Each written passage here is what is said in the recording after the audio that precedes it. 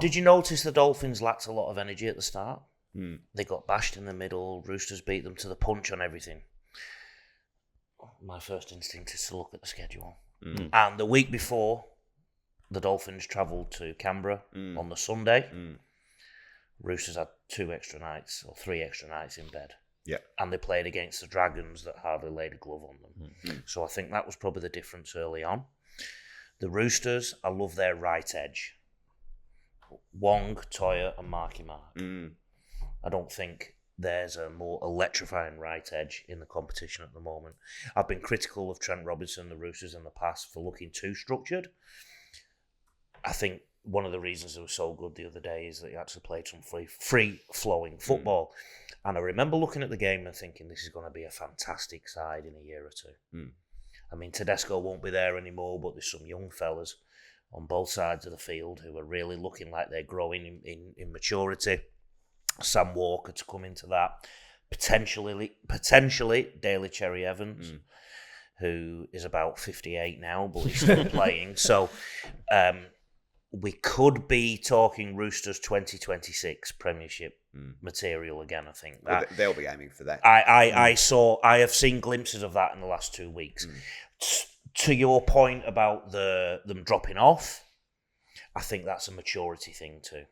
When you coach 16-year-olds and 18-year-olds and 20-year-olds, they switch off in games because they're used to playing for 25 minutes and 30 minutes and all of a sudden they have to play for 40. And I think that goes on into your early 20s and so on and so forth. It takes a while to learn that intensity and that attrition and that staying in the game moment. So Roosters 2026, put your money on them now, Retro. I think so. They'll be in the frame.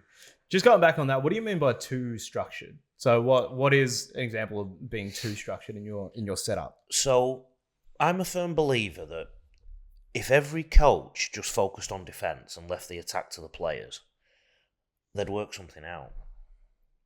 Because what we like to do when we play sport, and I'll use Rugby League because it's a Rugby League podcast, if us four were to go out and play now, we'd just start throwing the ball around. And we'd want the ball all the time. Because that's our human instinct. We want to have the ball, we want to star, we want to do things. Some players love defending. Other players have to defend. It's like they have to get forced into it. So my point is, if you were to just coach defence and let the players attack, they'd work something out. And I think sometimes coaches obsess about structuring their players so much that their instincts don't kick in.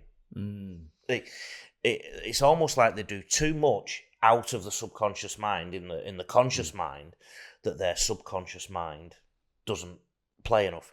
James Tedesco, I used to coach him, and my instructions to him were let it flow before every game.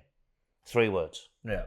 Because there's no way I could coach, and I still couldn't coach nearly 15 years later, what he could do. I wasn't going to lock him into anything. Yeah, so if they get too caught up in their particular role rather than just like let their... That's it. Yeah. I mean, we're obviously all geniuses, right? But I think our genius is from the neck up. We think about the game and whatnot. A lot of athletes, their genius is from the neck down, and they can't articulate it. They can't put it into a plan. They do things and don't know why they're doing them. Yeah. So the more you talk to them, the more you overload them, the less they're thinking from down there. They're trying to do too much thinking up there. And there's some rugby league players you should not try and make them think. Is it a case where you've simplified? Ernie Merrick, soccer coach, always describes those sports as ground invasion sports because you're trying to take territory off the opposition. And then you break it into the 3 states of the game. You've got the ball, they've got the ball in dispute. So they're the 3.